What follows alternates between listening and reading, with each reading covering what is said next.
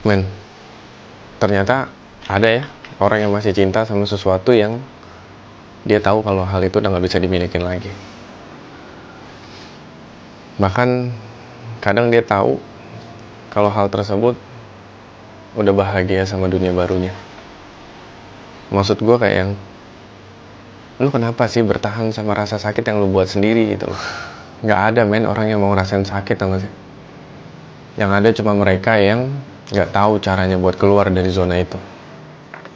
Iya, mungkin kalau mereka tahu caranya gimana buat ngelupain hal yang dia cinta atau berhenti untuk mencintai sesuatu yang salah, mereka udah ngelakuin itu dari dulu.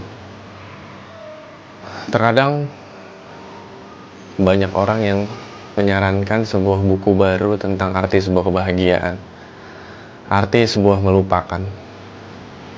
Tapi mereka lupa ngasih halaman panduan di depannya.